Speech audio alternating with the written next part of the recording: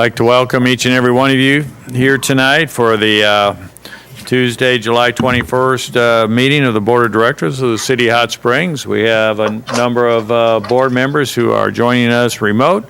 And Elaine Jones, District 2, Becca Clark, District 3, and Aaron Holliday, District 1. And the balance of us are here in chambers and with one exception. So at this time, I'll call upon Police Chief Chris Chapman for an invocation, and I'll lead the pledge. Please rise. Dear Heavenly Father, we thank you so much for allowing us to come together tonight to conduct the business of the city. We ask for your wisdom and guidance as decisions are made in the direction that the city takes. We ask that you bless not only the city and this community, but this county and this state. Lord, we ask that you watch over those that protect us. Help us tonight to make wise and important decisions. In your Son's wonderful name we pray.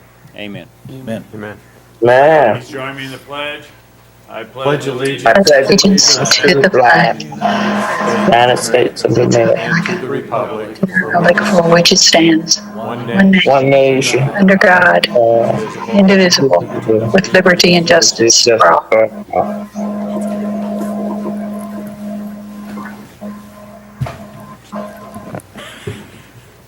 Sometimes there's a delay when you're half a world away. We didn't harmonize very well, did we? No, we didn't do well. But we did enjoy your sharing of recipes for those of you who are remote in the pre-meeting chatter. Okay, we have a roll call. We'll call this meeting to order. Please call the roll. Director Aaron Holliday. Director Holliday, we know you're there. Day. I'm here. Thank you. Thank you. Director Elaine Jones. Here. Director Becca Clark. Here. Director Carol Weatherford. Here. Director Karen Garcia. Director Randy Foley. Here. And Mayor Pat McCabe. Here. At this time, we'll consider approval of the agenda. Are there any additions or deletions to the agenda or items to be moved from consent agenda to new business? Hearing none, I'll entertain a motion to approve. So moved. Director Weatherford and seconded by Director Foley. All in favor of the agenda as presented signify by saying aye. Aye. Opposed, same sign. Agenda is approved. This time we'll consider approval of the minutes of the regularly scheduled meeting of July 7th, 2020. Are there any additions, deletions, or corrections to the minutes as presented? Hearing none, I'll entertain a motion to approve. Director Weatherford, seconded by Director Foley. All in favor of the approval of the minutes signify by saying aye. Aye. Opposed, same sign. We are approved. Recognition of guests. Any director have a guest they'd like to recognize? No guests. City Manager's report will be provided by Deputy City Manager Lance Spitzer.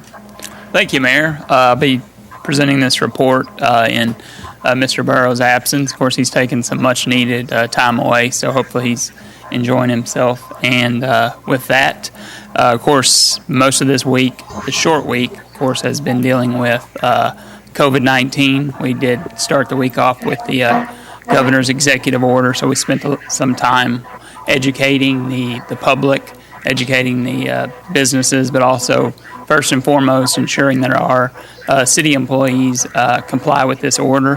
Probably on your way in, you did notice some of the signage, and if you do come to city facilities, you'll see that familiar signage. It does adhere to the Executive Order 2043 dealing with face coverings. And really one of the things that we wanted to ensure from our employees is that if they are unable to have that physical distancing, that if they happen to be in a vehicle or a confined space, of course, that they do abide by that directive. And really, we're just kind of getting into it, and I do appreciate Police Chief Chris Chapman for his leadership in this. I think he's obviously the PD has a tough role in this, and we're very appreciative of their assistance. Actually, in Director Garcia's absence, I would like to thank her for hosting the free COVID testing event that was on July the 8th. They were told that Healthy Connections administered 305 tests at the center at Forest Lake. So that was a great event, and of course you can find anything out citywide at the city's COVID-19 webpage. That's www.cityhs.net/COVID-19. Of course, you can find information about the testing sites, the toll-free number, and many other things with it. One thing that I did want to talk about briefly is a program that's coming out. It's actually going to be rolling out this coming Monday, July 27th. We'll be putting out some additional information on it. Really what it is, of course, it's a program, so it's got a catchy acronym. It's called LIHEAP, and that stands for Low Income Home Energy Assistance Program. And what through the CARES Act, Arkansas was allocated $8.2 million to provide assistance in utility bills. When we say utility bills, we're talking about electrical, not gas, water, sewer. This is specific for electrical assistance, and there'll be some additional information we'll put out through press release and push out on social media, because one of the things that's imperative, the program begins, like I said, Monday, July 27th, but it's first come, first serve. So once that $8.2 million is distributed, the program in itself will stop. So we want to make sure that area residents know how to get enrolled in the program and some additional information for it. You don't have to have a shut-off notice. Really, you need to have a past due notice. There needs to be accumulated bills is what they're looking for. And actually the amount previously was $500 a month that was allocated to each household if they qualified through the income and some of the other things that need to be done. Through the CARES Act, that amount has been raised to $1,500. So that's a substantial increase. And really, the city is not necessarily involved in it directly. This program is operated out of the Garland County Community Services Office, the CSO, and that's located at 600 West Grand. They're going to be your point of contact. Of course, this information we'll be releasing it and promoting it as best we can, and their contact number there is 501-624-5724. So I think that's a great program for those that are feeling some of the financial issues coming on, of course, with the heat of summer. We're talking about electrical assistance, and I think this could be a worthwhile program. We want to make sure that our citizens and area residents are aware of it. Obviously, not everything deals with COVID. We have had some other great things going on. One of the things that is specifically going, David Watkins Park, you've probably seen some of the tree plantings and things of that nature. Also, we were happy to have the Park Avenue Community Association. They did utilize the new amphitheater for their monthly meeting, so it's kind of coming together. But of course, there's constant work there. If you drive by the site, it's going to be a real showpiece for that end of Park Avenue. Also, of course, another park project, Linden Park. It's a great place to get out. Soccer leagues. I know a lot of students and children and families use the park, but we're putting in a new park restroom that's also funded in part through the Community Development Block Grant, and that was done in participation and assistance with the Whittington Valley Neighborhood Association. So that'll be another great addition to that area. And really with that, Mayor, that concludes my report. Very good. Thank you very much.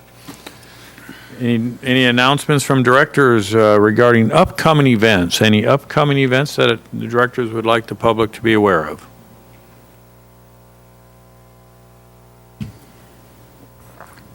Hearing none, we'll continue. At this time, we'll consider the consent agenda. These are items of a routine nature that do not warrant individual discussion. And so I'll entertain a motion to approve the consent agenda as presented. So moved. Director Weatherford, seconded by Second.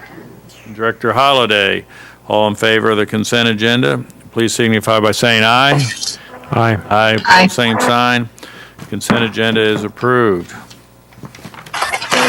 have 4 action items this evening under new business. The first is to consider Resolution R2102, and I ask the city attorney to read by title. Resolution R2102, a resolution acknowledging the review of the 2019 Comprehensive Annual Financial Audit Report, also known as the CAFR. That concludes the reading. Mayor, if you would, entertain a motion second to adopt and have discussion, if any. Motion to adopt. So moved. Director Foley made the motion, seconded by Director Weatherford. Our staff report will be provided by Doretha Yates and with a presentation by Gary Welch of Jordan Woosley Cronin Keaton. Thank you, Mayor, Board of Directors. This is a 16th year. I'm happy to say that the thrill has not gone. Can't hear. Is very proud of our clean record of financial reports. And we're proud again to give you another one tonight.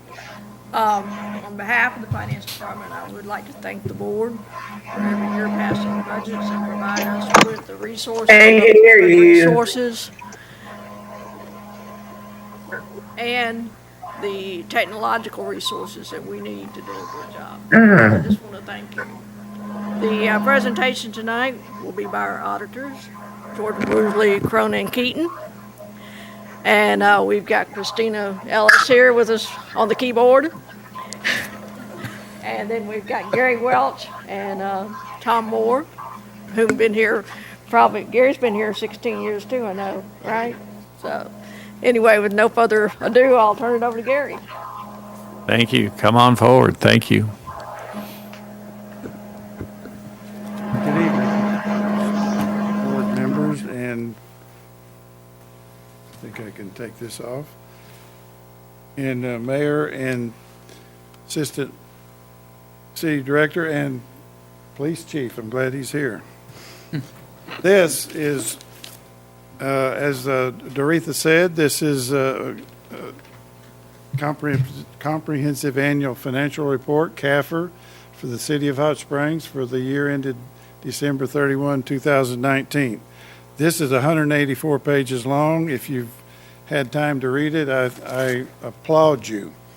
It is a very important report. This report, along with the budget report, is the most comprehensive review of the city's financial status and activity for the year 2019. It is part of each and every bond issue. It was included in the latest bond issues, and that goes out to all the prospectus and bond houses, and it's very important in that regard.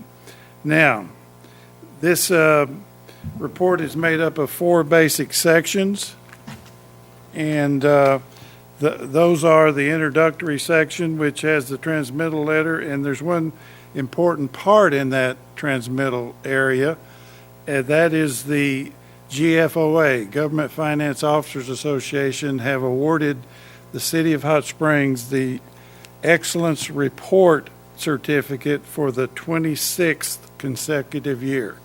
16 years plus 10 prior to that.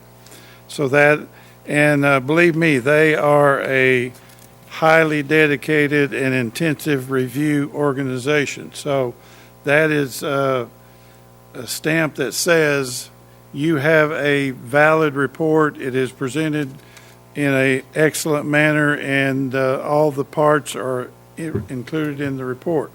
The financial section is the second section that makes up about 134 pages of the 184 pages, and about 70% of that is note disclosure. So if you get through the 50 or 70 pages of note disclosures, you will know a lot about the City of Hot Springs.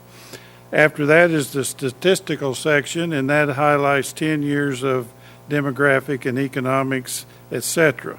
Lastly, there is what we call the single audit and compliance section, and this covers the federal and state programs and grants and contains 3 more of our letters. As always, you can ask questions now, or we can research in detail any questions you have that we need to research and get an answer to at a later date. And we've always extended an invitation for any city official to come sit down with us, and if you want to spend 2 or 3 hours, we'll go through every page. It will take that sometimes to know exactly what is in that report. Tonight, I'm just going to go over some highlights of the report. And on the first slide, this is the Arkansas statute. It says 2 things.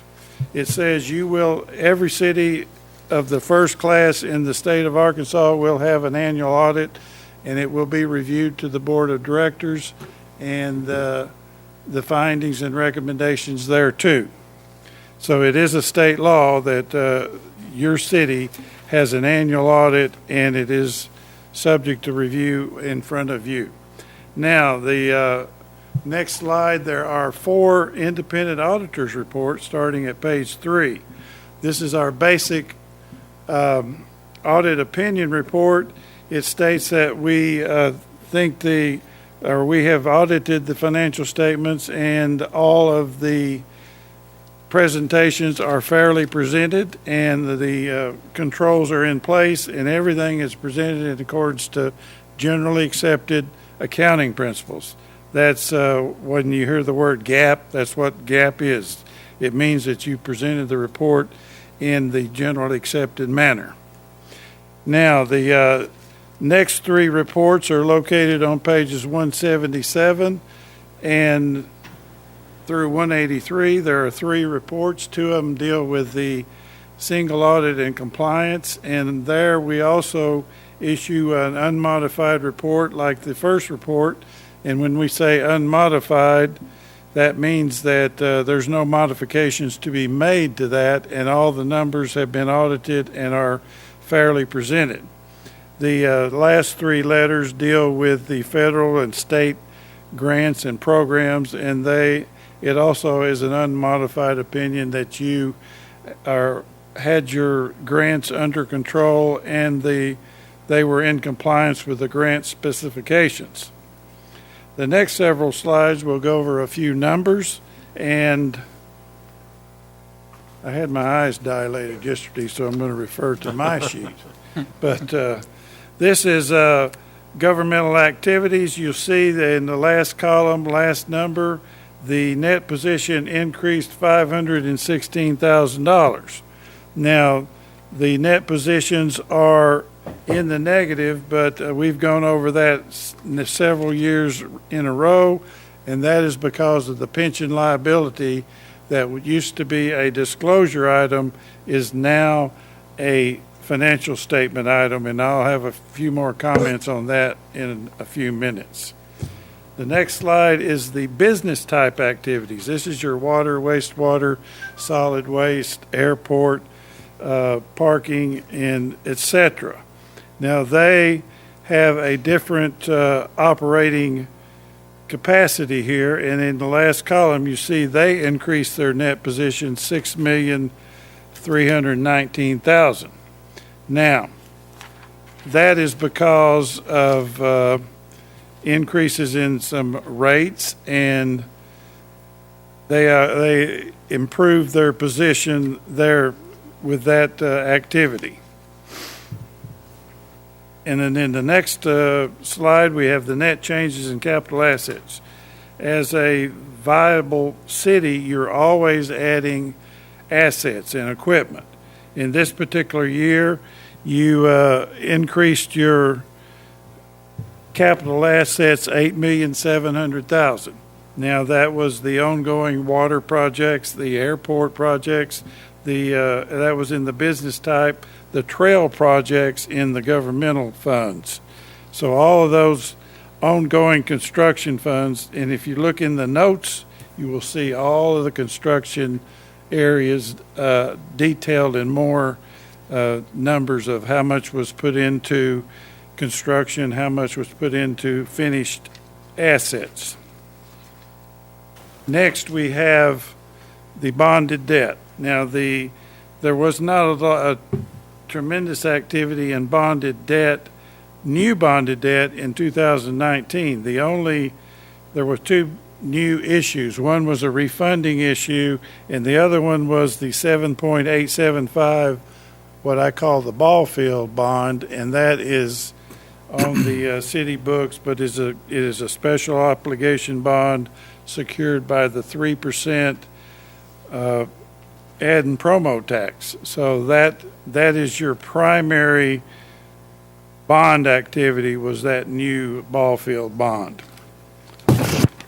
And the next slide is very important. Each year we go over the local ordinance that requires the general fund to maintain a sufficient balance in a designated percentage to cover operating expenses and transfers. Now, transfers are really cost of doing business because that's how the police and fire get a very substantial amount of their funding.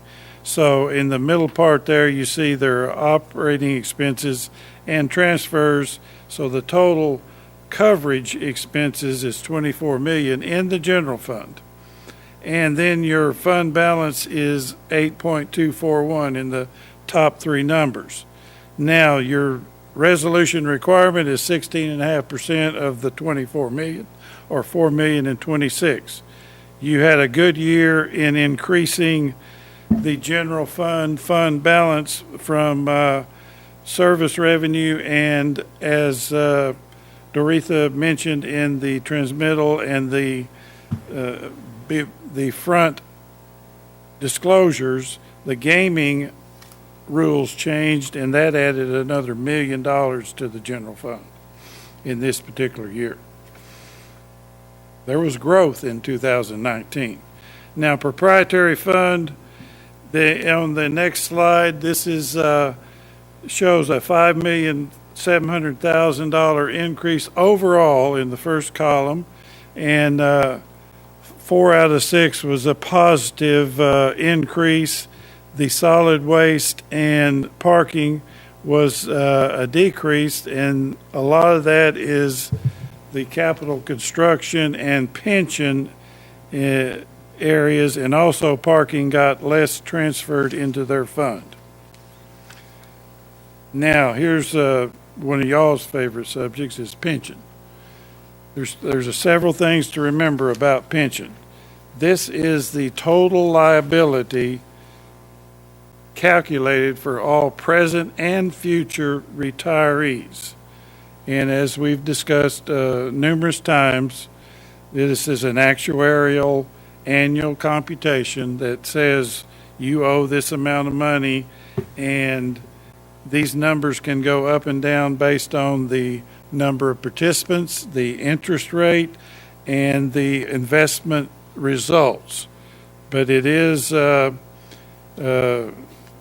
it's one of those things that sort of runs on its own, and it's not in your total control as far as how much is going to be recognized. It's in the APRS and lot fee control area. Now, lastly, in summary, on the last slide, I'll reiterate that the primary audit opinion was an unmodified audit opinion. This was sometimes called a clean opinion, and that means that the financial statements and the numbers within the statements are fairly presented. The second point I made is capital assets and debt both increased in 2019. Thirdly, the general fund met the legal retention level. The fourth note, the business type funds had increases, some significant in 4 categories. And in the last 3 letters, the audit of the federal and state grants and programs also received unmodified opinion with no deficiencies or non-compliance. Now, that's a quick review of some of the financial highlights of 184 pages. Are there any questions? I do have one question. Somewhere in this that I read, it was expressed that the water rate increases would be 13% in 2021. I don't understand where that came from. Our rating. 2021, I may let Doretha address that, or we can research that a little. We had rate increases for about 3 or 4 years to accommodate the $100 million bond issue we were going to do. But then it was going to just be back to the 3%. So I was surprised at the 13%. I think that was in the management discussion and analysis. I read the same thing, but that is not part of the 19, obviously. So let me 21. do a little research and see if I can get you an answer on that. Okay, thank you. I did read that in the, what we call the MD&A, Management Discussion and Analysis. Any other questions? I appreciate your work and certainly appreciate the work of Doretha and all of her staff members. It all comes home when you say that, this CAFR is part of the packet that we go into, for bonding purposes, and, Right. and the fact that we have, a strong city and a well-reported financial statement that those evaluating our credit worthiness can take that home. In many communities, they don't have as that type of report. So it gives them great comfort, if you will, or gives us the ability to borrow money at a better interest rate than many other communities across the country. So thank you, Doretha, and your staff members. And Gary, thank you for putting an exclamation point on all that. And I wanted to thank Doretha and her staff, Jennifer, Kasia, and Carrie. And you're right. If you think about the bonded debt level that the city of Hot Springs has, and if you were to lose 1/8%, for example, that would be a lot of money over a lot of years. So the bond rating aspect is one of the most important things. Thank you. Thank you. Thank you, Gary.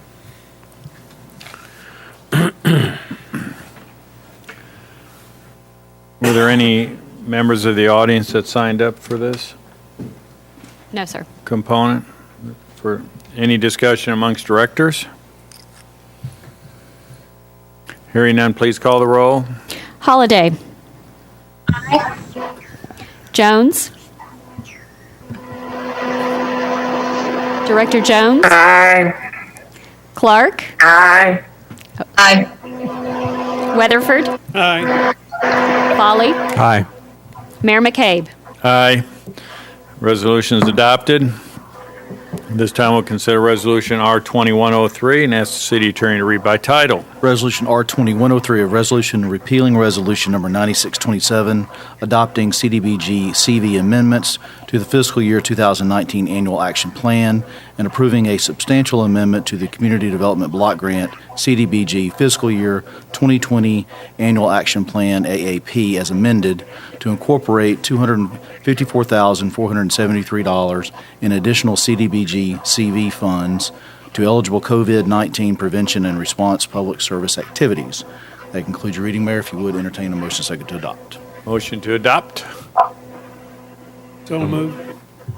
Director Foley had his hand up first. He made the motion. Director Weatherford verbalized a second. And our report will be given by Ms. Kathy Selman, Director of Planning and Development. Welcome. Thank you. Well, the amendment we're proposing tonight is a matter of timing and compliance with the U.S. Department of Housing and Urban Development regulations.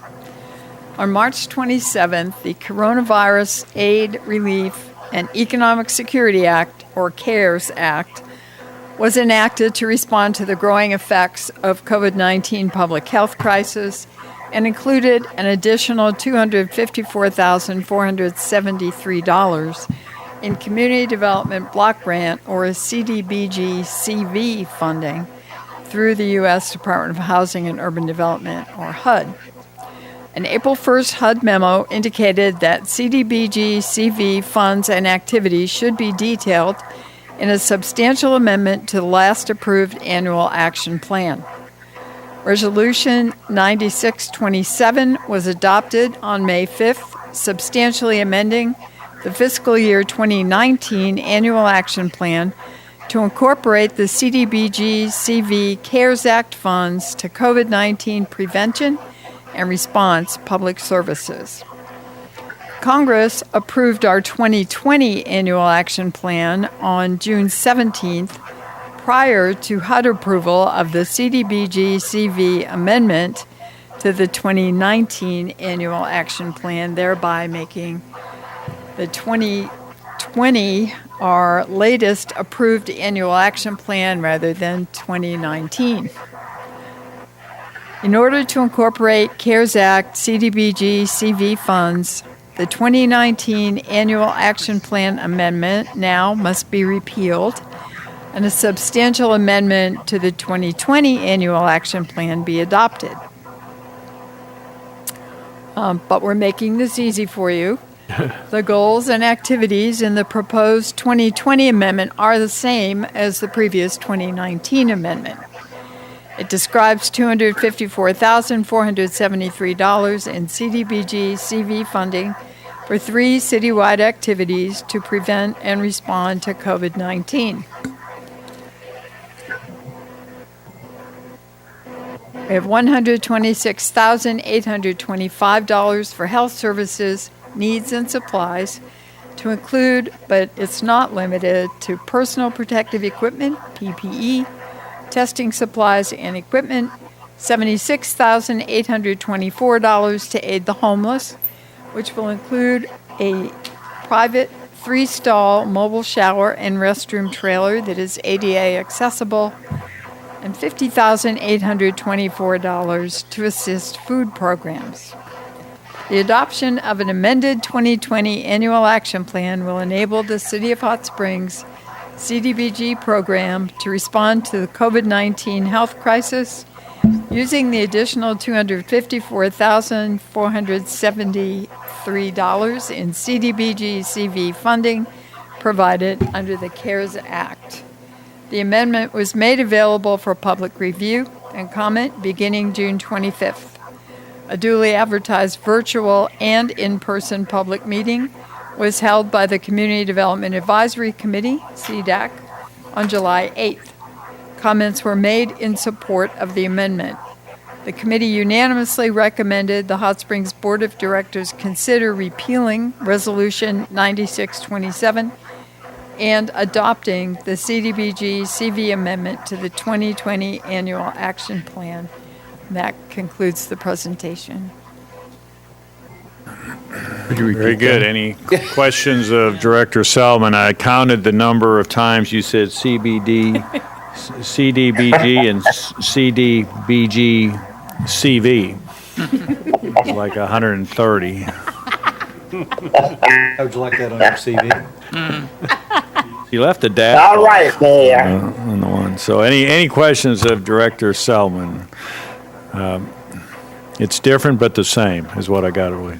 It's the same but better. Same but better. We're just rolling it forward into the new one. So we're all legal here. So any questions from the directors? Thank you. Thank you. Anyone sign up from the public? Any discussion amongst directors? Call the roll. Director Jones. Aye. Clark. Aye. Weatherford. Aye. Folly. Aye. Holliday. Aye. And Mayor McCabe. Aye. Resolution is adopted. In advance of the new business, we were supposed to have a public hearing, so let me move back to the public hearing section.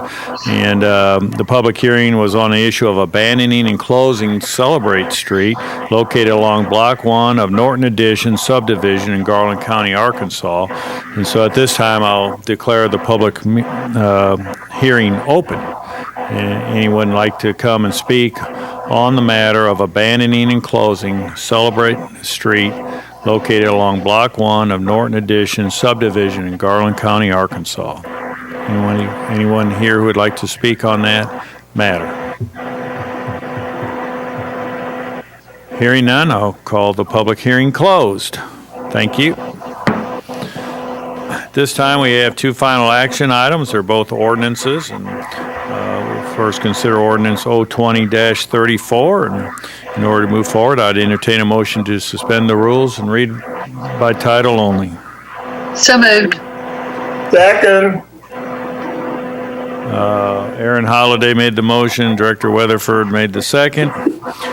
All in favor of the motion to suspend the rules and read by title only, signify by saying aye. Aye. Opposed? Aye. There we go. All in the motion to suspend the rules has been approved. Please read by title. Ordinance 020-34, an ordinance vacating Celebrate Street located along Block 1 of Norton Addition subdivision in Hot Springs, Arkansas, and for other purposes. That concludes your reading, Mayor. If you would, entertain a motion second to adopt and have discussion, if any. Motion to adopt. So moved. Director Weatherford. Seconded by Director Holliday. And our staff report will be provided by City Clerk Harmony Morrissey. Thank you. On June 17th, property owner Oaklawn Jockey Club filed a petition to vacate Celebrate Street to facilitate the economic development of the area by providing additional parking for Oaklawn. Oaklawn owns all parcels along Celebrate Street, which runs from Central Avenue to Golf Links Road. City staff as well as utility providers have reviewed the proposal and all support the vacation with the retention of the existing utility easements. The public hearing was held just a few minutes ago, and interested parties had the opportunity to be heard. Notice of this hearing was published twice in the Sentinel Record during the preceding 2 weeks. Because the petitioner is the sole property owner of all property abutting Celebrate Street, if vacated, Oaklawn would acquire the entire right-of-way. And we do have Mr. Matthew Breckenridge of Craft and Toll and Mr. Hopkins of Oaklawn Jockey Club with us this evening if you have any questions. Very good. Would you like to come forward and make any comments? Thank you. Good evening, Mayor, Board of Directors. My name is Matthew Breckenridge of Craft and Toll and Associates. Address is 10825 Financial Center Parkway in Little Rock. There's not much more I can add to Miss Morrissey's report. Thank you very much. But I'm here to answer any questions that you may have at this time. Any questions of Mr. Breckenridge? Very good. Thank you very much. Thank you. Is there any members of the audience who are here to speak on this matter? Any discussion amongst directors? Hearing none, please call the roll. Director Clark. Aye. Weatherford. Aye. Foley. Aye. Holiday. Aye. Jones. Aye. Mayor McCabe. Aye. Ordinance is adopted. Our final action item is to consider ordinance 02035, and I'll entertain a motion to suspend the rules to read by title only. So moved. Second. Who made the motion? Becca. Becca Clark. Becca did. Director Clark made the motion, seconded by Director Weatherford. All in favor of the motion to suspend the rules, read by title only, signify by saying aye. Aye. Opposed, same sign. Council, please read by title. Ordinance 020-35, an ordinance approving C4 zoning on land generally located at Central Avenue, Celebrate Street, and Golf Links Road, amending the future land use plan map to designate the area a linear commercial corridor and for other purposes. That concludes your reading, Mayor. If you would, entertain a motion second to adopt and have discussion, if any. Very good. Motion to adopt. So moved. So moved. Director Weatherford made the motion, and Director Jones made the second. Wow. And our staff report will be provided by Ms. Selman, Director of Planning and Development. Welcome back. Thank you very much. The applicant is Matthew Breckenridge with Craft and Toll and Associates on behalf of property owner Oaklawn Jockey Club. And he is requesting a zone change consideration from C2 General Business District and M1 Light Manufacturing District to C4 Regional Commercial Open Display District for multiple parcels near the intersections of Central Avenue and Celebrate Street and Central Avenue and Golf Links Roads. Oaklawn is by separate actions seeking concurrent conditional use amendment consideration from Planning Commission. They are scheduled to hear that at their next meeting. And this evening, you have approved the street vacation of Celebrate Street. And those are two items that would relate to this action. This rezone would extend the large area of existing C4 Regional Commercial Open Display District, which is contiguous to the subject properties to the north at Oaklawn, east at Oaklawn, south across Golf Links, and west across Central Avenue. The surrounding properties are generally occupied by commercial uses, such as restaurant, convenience store with gas pumps, auto parts, tire shop, pawn shop, and laundromat. This request will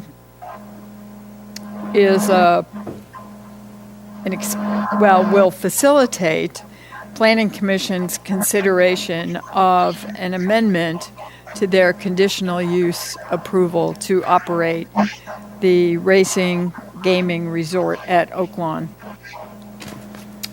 There was an initial approval by Planning Commission in March of 2019 that approved extension of existing building and parking areas, adding new uses including large game room addition, podium building with casino, patio, bar, and 100-seat restaurant, 80-seat food court, very large event center and ballroom, and 197-room multi-story hotel with spa and fitness center.